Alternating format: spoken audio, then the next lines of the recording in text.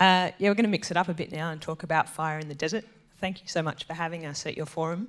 It's really great to be here and learn from you guys.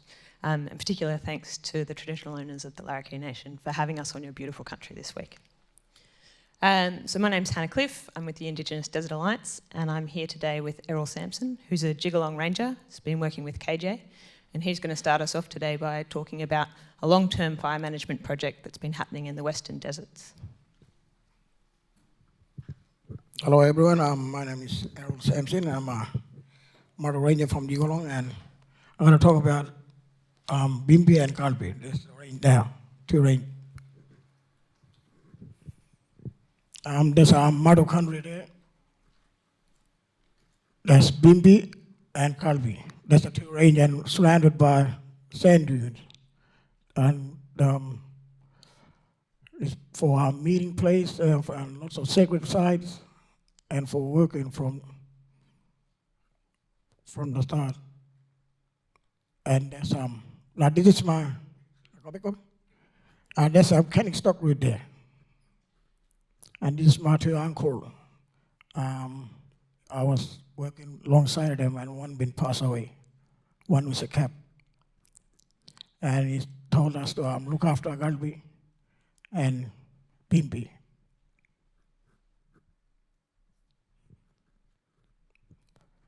And some of these young fellows will take that on country, make fire, look after important water holes, and like looking after Bagulyara, we call it, black flanked rock wallabies. Before we go on the chopper, we talk to the elders, take the elders first on the chopper, so they can mark it on the map.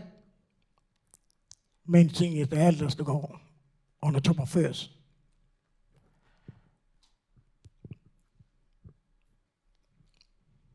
And we do some ground burnings too, and sometimes we use the chopper. We can't go on the toilet, and in the country too much, the sand dune is too high for a toilet.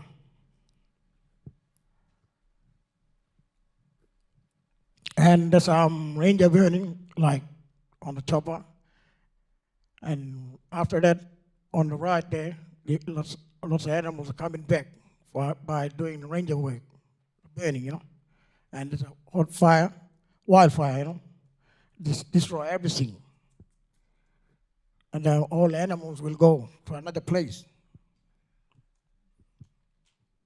And we try to look after the country by the old people, like traditional ways of burning and a small fire, yeah. And as you can see, there's a rare one. It's wildfire. There was no ranger work, no ranger program started. No mortar burning. And the blue one now, there's ranger program started. The blue ones, that's what mortar done burning around the sacred side, where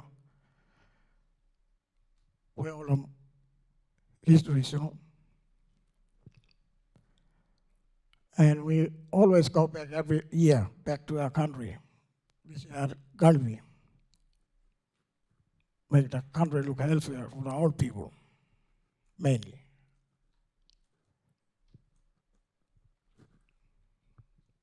Yeah.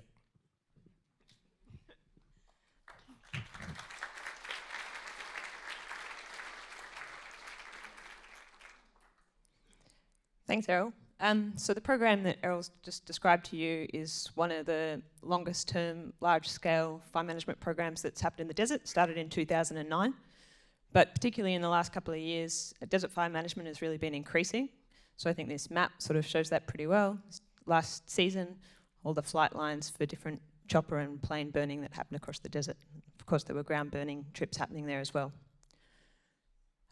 So as more and more fireworks happening in the desert, I think it's more and more important that we're able to monitor the impacts of that fire management. There's a couple of reasons that that's really important. The most important one, I think, is just so that rangers and other land managers can see if they're getting the results that they want from their fire management program, and then they can make changes to get the best outcomes. Second one is giving information to people so that they can tell their own story, tell a broad audience about the impacts that their fire management's having. And a third one there is sort of about access to any emerging biodiversity markets. So what are biodiversity markets? Great question. They're sort of an idea at the moment. They don't really exist. But I guess in a similar way to how at the moment land managers can get money for doing good fire work that keeps carbon on the ground, maybe in the future land managers might be able to get money from doing good land management that helps keep plants and animals on country.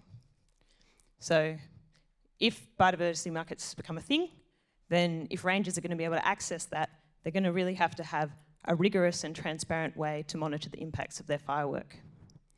And so to address all these different needs, the IDA's been developing a monitoring framework. So this is called the Desert Habitat Method. Currently it applies to spinifex, sandplain and dunefield country in WA, NT and SA. So why that's only one vegetation type, it is a dominant one, covers a large area of the desert, a large area of Australia. So the first step in developing this method was really defining the goals of Indigenous-led fire management in the desert.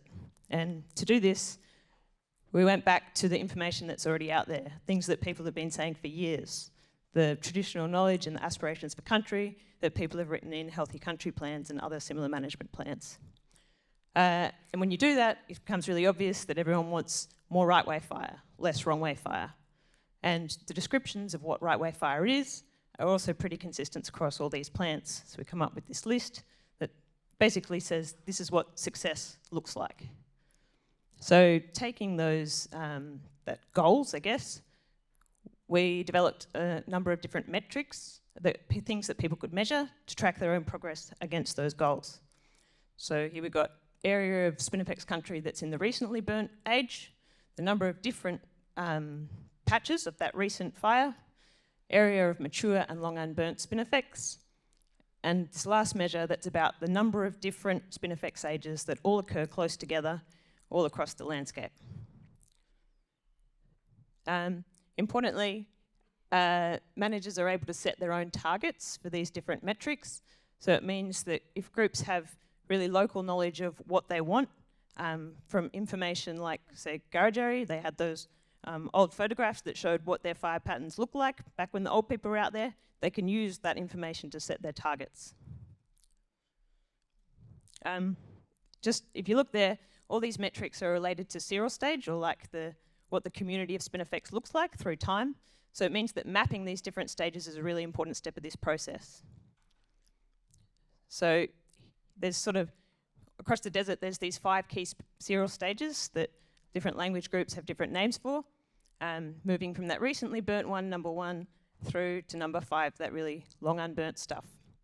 But of course in the desert, those different seral stages really depend on how much it rains, and rainfall is really variable in the desert. So just looking at how long it's been since there's a fire isn't necessarily a good predictor of what the spinifex looks like. So as part of this method, we've had to incorporate rainfall information with how long ago a fire happened and put those 2 data sets together to estimate the distribution of those different seral stages across the landscape. So this is just sort of the start of the journey. We've got this method now, but this year we're really going to focus on doing some trials with that method with different groups, and then we can adapt the method based on what we learn from that. There's a bit more involved in that, more than I can talk about today, but if anyone wants to talk more about this, please come and find me in the next couple of days. Thank you.